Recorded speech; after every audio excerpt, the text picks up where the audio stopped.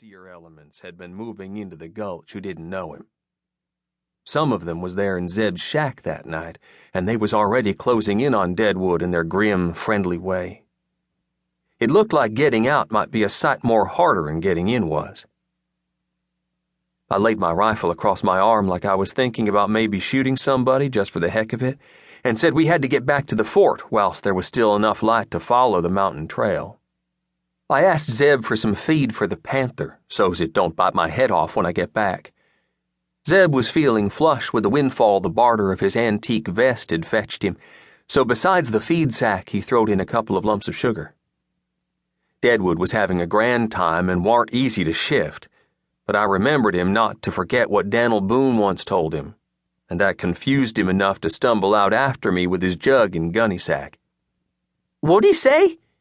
What did Dan'l Boone say to me?" He says, Deadwood, he says, when strangers start a-crowding in, it's time to pick up and move on. You got them greedy boys all in a froth, showing them that rock of yourn, and now they want it, and they look ornery enough to try and get it, any which way. I reckon you best stay with me tonight, and hope only we don't get followed. Dad burn it, I ain't humping myself over no mountains to bunk down with a blamed panther. Well, stay and get killed then. But just so's you know, them mountains is all downhill from here, and my panther has got better things to chaw on than smelly old prospectors. He glanced back over his shoulder. There were 3 of them hard-looking strangers standing in the doorway, watching our way and talking together. Deadwood fetched out his fob watch and squinted his cross eyes and studied it a moment. "Well, all right then," he says.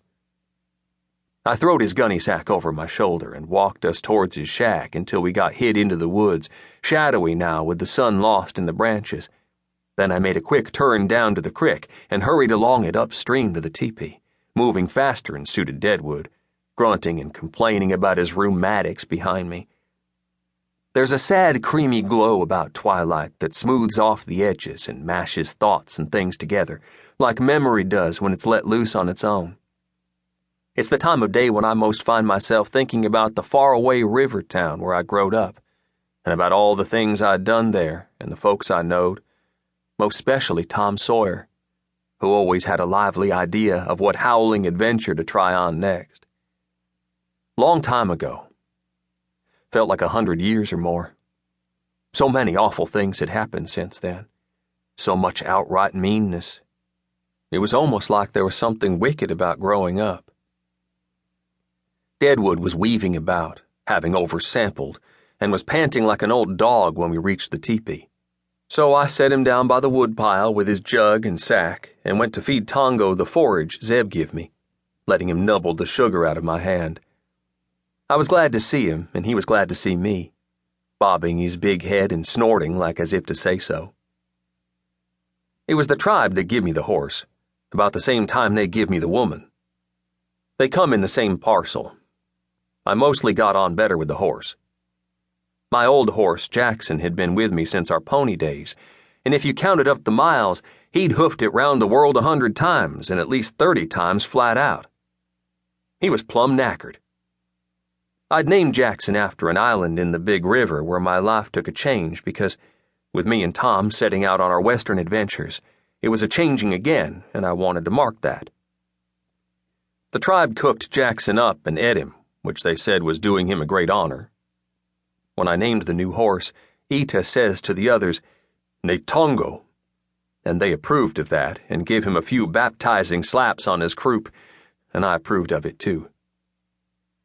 That horse was a grand adventure, and I named him after the big river, what the Lakota called the Big Water, thinking about the grand adventures me and Jim had had on it all them years ago. We'd brung Jim out west with us when we run away, Tom and me, but we shouldn't never have done. When we hired on as riders for the pony, we didn't know what to do with him. The war hain't yet started up, and though Jim was a free man, the bounty hunters didn't always mind such particulars.